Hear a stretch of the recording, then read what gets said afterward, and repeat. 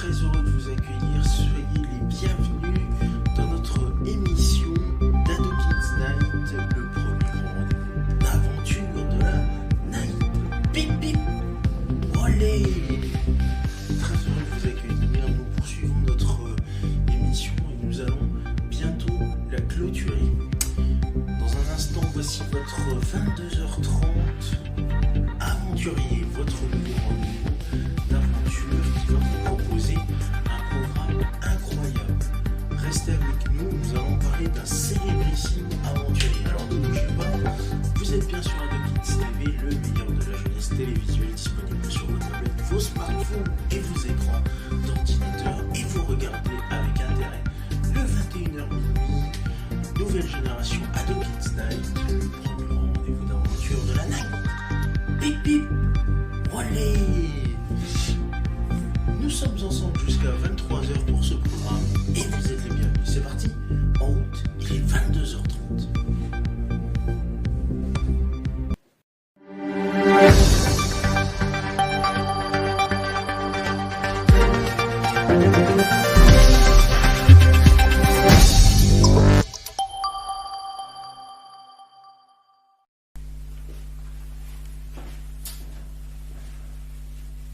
Madame, Monsieur, bonsoir, bienvenue à vous pour ce nouveau numéro du 22h30 aventurier. Nous allons poursuivre et peut-être finir notre grande aventure sur Christophe Colomb, puisque hier nous parlons déjà de Christophe Colomb en son temps, au niveau de sa navigation, et qui a été très reconnu. Cette fois-ci, nous allons parler de son niveau de postérité après son décès. Et notamment, nous allons parler des histoires des représentations ainsi que sa culture. En raison des avantages dont il a bénéficié après sa découverte de l'Amérique en 1492, il a d'abord été dénigré et suspecté d'être un imposteur, s'étant attribué les connaissances de prédécesseurs présumés ou d'être un incompétent exceptionnellement chanceux.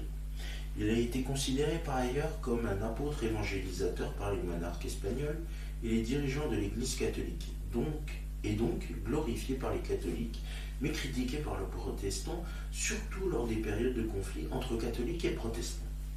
À partir du moment où il a été établi que l'Amérique était un nouveau continent, auparavant inconnu du reste du monde, et en particulier entre la fin du XVIIIe et jusqu'au XXe siècle, il a été souvent glorifié en tant que navigateur et scientifique de génie. Agent déterminant du développement et du progrès humain, en parallèle, il a été discrédité par les puissances navales rivales de l'Espagne, qui l'ont dépeint comme un tyran ayant abusé de son autorité, en particulier contre les indigènes d'Amérique, qu'il a été accusé d'avoir fait injustement et excessivement violenter. Cette représentation s'est plus largement diffusée à partir de la seconde moitié du XXe siècle avec l'essor des mouvements indépendantistes et indigénistes dans les colonies européennes, puis des mouvements antiracistes et égalitaristes. Au niveau de la culture, si on en parle de Christophe Colomb, on peut se dire qu'il a fait l'objet de nombreuses commémorations les 12 octobre et a été à d'innombrables reprises représenté en peinture, en littérature, en bande dessinée, en musique, au théâtre, au cinéma, architecturalement. Il existe à travers le monde des dizaines de monuments incluant le plus souvent au moins une sculpture de Christophe Colomb. C'est principalement à partir de l'indépendance des colonies européennes en Amérique, au XVIIIe et XIXe siècle, que Christophe Colomb a commencé à être glorifié et commémoré en tant que héros fondateur de ce qu'on considérait alors comme la découverte de l'Amérique et de la naissance de l'identité métissée revendiquée par les pays d'Amérique en distinction de l'identité européenne, de l'État dont ils se sont affranchis, mais aussi en tant que génie du progrès scientifique selon l'interprétation positiviste qui est devenue commune au XIXe siècle. A l'inverse, à partir de la fin du XXe siècle et surtout au XXIe siècle, ces commémorations de Christophe Colomb ont fait l'objet de nombreuses critiques et protestations. Plusieurs monuments ont été dégradés, remplacés ou mis à l'écart des lieux emblématiques où il était exposé. Dans différents pays, le débarquement de Christophe Colomb en Amérique est commémoré le 12 octobre, une initiative qui trouve ses origines dans les célébrations du 4e centenaire de la découverte. En Espagne, cette date a été adoptée comme la journée nationale de l'Espagne. Jusqu'en 1987, elle était également appelée Dia de la Hispanidad, jour de l'hispanité. Différents pays d'Amérique latine la célèbrent ou l'ont célébrée sous le nom de Dia de la Raza, le jour de la race, dans le cadre de l'affirmation de l'identité du début du XXe siècle. L'Argentine, pionnière depuis 1917 et jusqu'en 2010 où elle a changé de nom, le Venezuela entre 1921 et 2002, le Mexique depuis 1928 et le Chili depuis 1931 l'ont adopté dans leur calendrier de fêtes civiques. Aux États-Unis, le 12 octobre est commémoré sous le nom de Columbus Day, le jour de Christophe Colomb. D'un point de vue toponymique, le nom de Colomb est largement utilisé, principalement en Amérique. Un pays américain, la Colombie, doit son nom à l'amiral, tout comme sa plus haute montagne, le pic Cristóbal Colón, ainsi que différentes régions, villes et rivières comme Columbus dans l'Ohio aux États-Unis ou la ville de Colón au Panama, ainsi que la province du même nom. Aux États-Unis, le nom Columbia, issu de l'allégorie qui a fusionné l'idéal héroïque de Colomb et la figure féminine de la liberté, a été principalement adopté par exemple dans la ville de Columbia en Caroline du Sud, le district de Columbia où se trouve la capitale fédérale Washington DC, le fleuve Columbia ou la province canadienne de la Colombie-Britannique, British Columbia. En Argentine, il existe deux villes appelées Colón, l'une dans la province de Buenos Aires et l'autre dans la province d'Entre Ríos. À Cuba, il existe également une ville appelée Colón dans la province de Matanzas, ainsi que le principal cimetière du pays. La nécropole de Christophe Colomb à la Havane, Puerto Colón au Paraguay, Ciudad Colón au Costa Rica, Colón au Mexique, San Juan de Colón au Venezuela et San Marcos de Colón au Honduras. De même, l'archipel des îles Galapagos, qui appartient à l'Équateur, est officiellement appelé Archipiélago de Colón. En Espagne, plus précisément dans la province de Huelva, il existe le parcours historico-artistique des Lugares Colombinos autour de la figure de Christophe Colomb, des frères Pinzon et des événements entourant la découverte. Il a été déclaré site historico-artistique de leur province en 1967. Et d'ailleurs, vous pouvez retrouver la colonne de Christophe Colomb qui a été érigée sur le port de la ville de Barcelone en 1888, avec au sommet de la sculpture la magnifique sculpture de Christophe Colomb. Vous avez également un monument à Colomb édifié sur la Plaza Colón de Madrid, ou encore un monument à Colomb édifié sur la Plaza Colón de Valladolid, le monument Colomb à la Plaza de las Monjas de Huelva, le monument à la Fe Descubridora à Huelva, la statue de Colomb sur le Paseo Colón de Lima et le monument à Colomb sur la Plaza Puerto Argentino de Buenos Aires et le monument à Colomb sur la place Colomb de San Juan. En 1792, la ville de Baltimore, dans le Maryland, érige le plus ancien monument, un obélisque rendant hommage à Colomb aux États-Unis. En 1876, on érige une statue de Colomb sur la place du parc Marconi Plaza, située dans le sud de la ville de Philadelphie. En 1888, en hommage à Colomb, la ville de Barcelone a érigé un imposant monument orné de reliefs et sculptures relatant la vie de l'explorateur, devenu emblématique de la ville.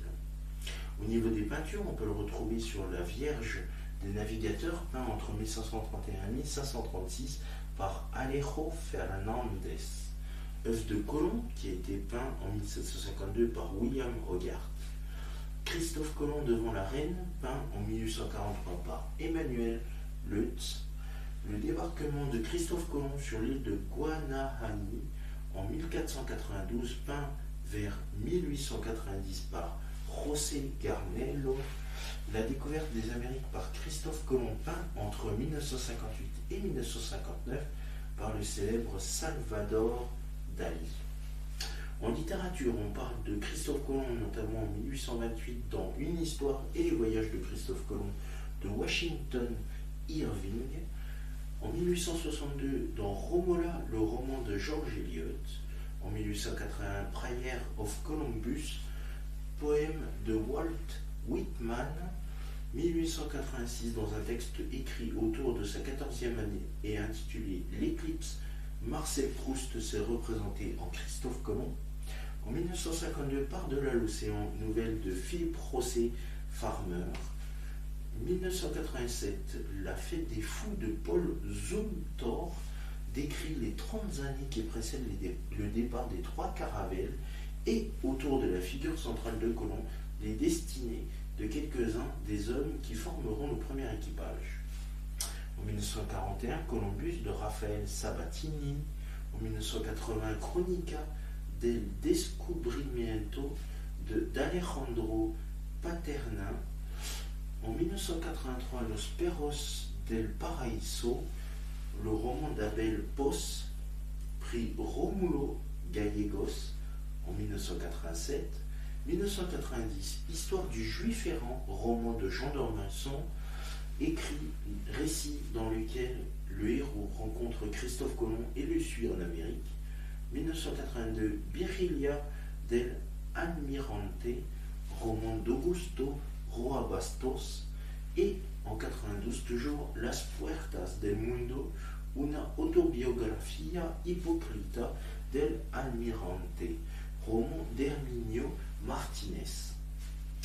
Au niveau de la littérature jeunesse, nous avons Peter VI, Christophe Colomb jusqu'au bout du rêve aux éditions Albin Michel en 1992 et Anne Pouget, Par-delà l'horizon, l'enfance de Christophe Colomb aux éditions Casterman en 2013.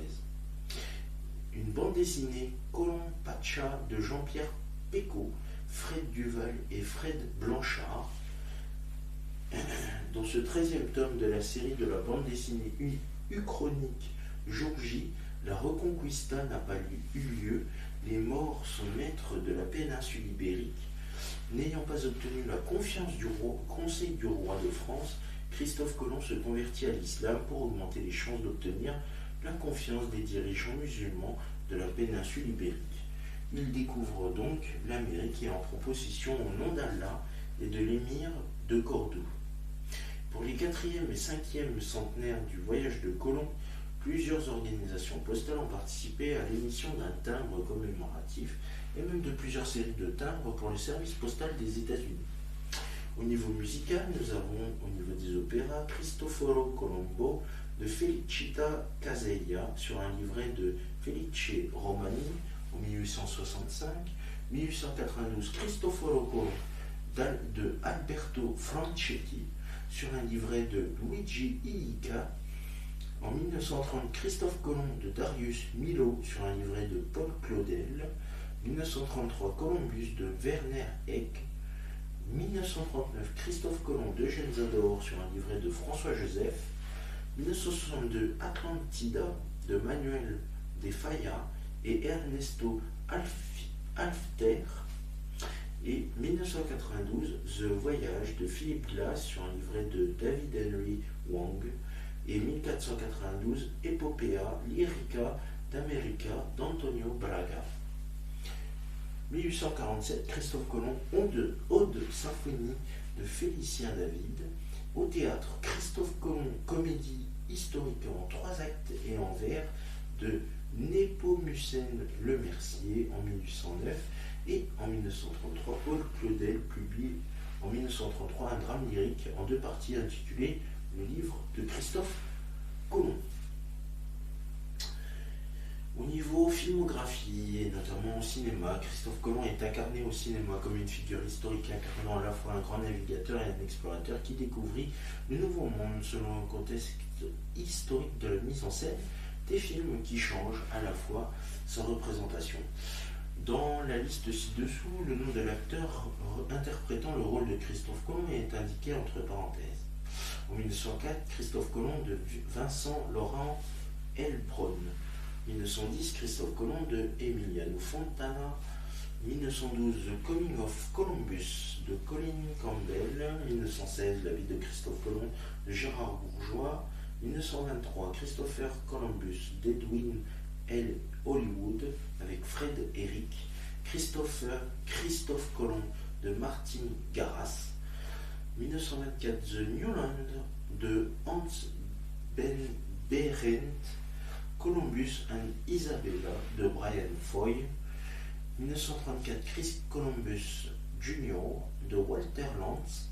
1937, Christophe Colomb de Carmine Gallion. 1945, Drôle d'histoire de Grégory Ratoff. 1949, Christophe Colomb de David MacDonald avec Frédéric March. 1951, L'aube de l'Amérique de Juan de Orduña. 1953, Hysterical History of de Isadore Sparver. 1957, L'histoire de l'humanité de Irving Allen avec Anthony Dexter. 1965, Willie McBean and His Magic Machine d'Arthur Rankin Jr. et Jules Bass. 1982, Christophe Colomb Profession découvreur de Mariano Ozores.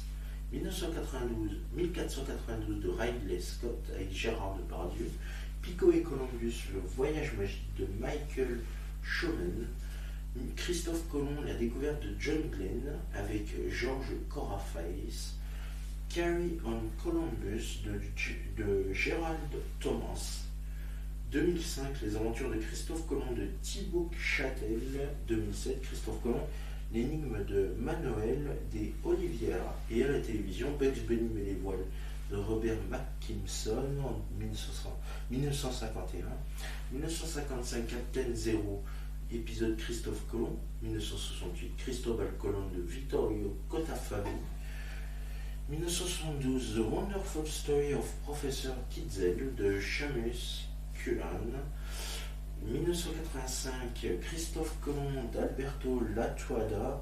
1990, Requiem pour Granada de Vicente Escriba. 1991, Il était une fois l'homme et il était une fois les Amériques d'Albert Barillet. 1996, Il était une fois les explorateurs d'Albert Barillet. 2001, Time Squared, épisode 26 de la saison 2. 2008, Christophe Colomb a-t-il découvert l'Amérique de Jean-Christophe de Revière.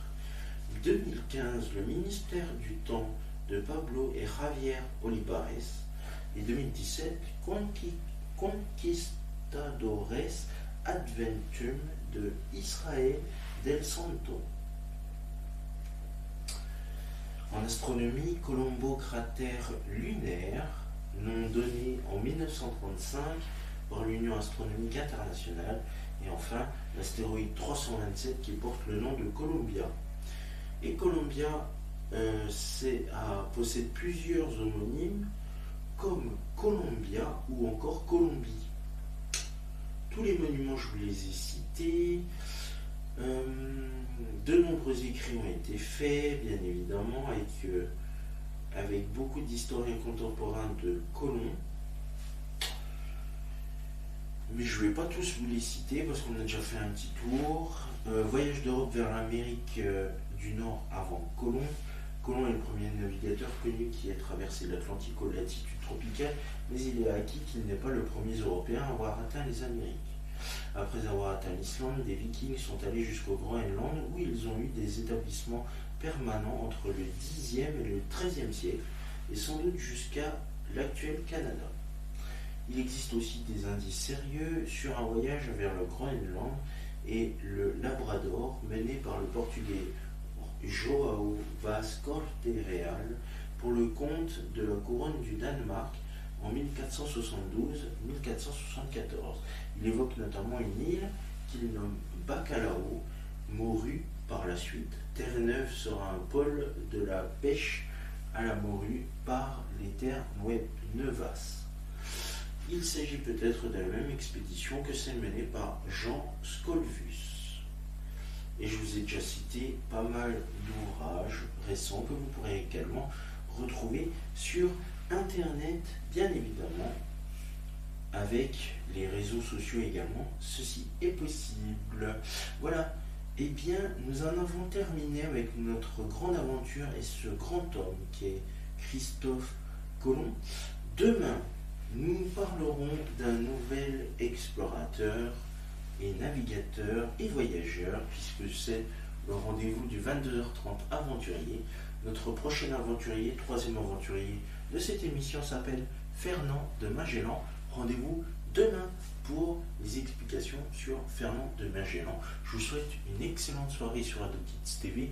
Dans un instant, le 23h Movigo, avec votre rendez-vous qui vous emmène à la découverte des réseaux de transport en commun dans une ville pour la découvrir plus en détail. Je vous souhaite une excellente soirée sur AdoKids TV. Merci, salut.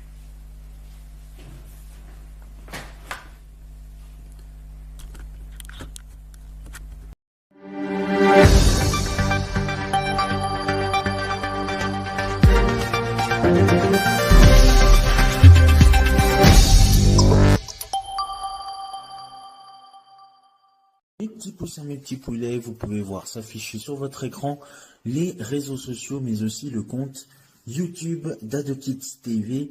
Commentez, likez sur Facebook et Instagram et abonnez-vous à la chaîne YouTube d'AdoKids TV. Et c'est la fin de notre 21h30 Géo, de notre 22h30 aventurier. Merci à vous de votre fidélité et de nous avoir suivis. Prochain rendez-vous demain pour de nouvelles aventures. La suite de vos programmes avec le 23h Movigo vous attend pour la découverte d'un réseau de transport en commun dans une ville. Je vous souhaite une excellente soirée sur la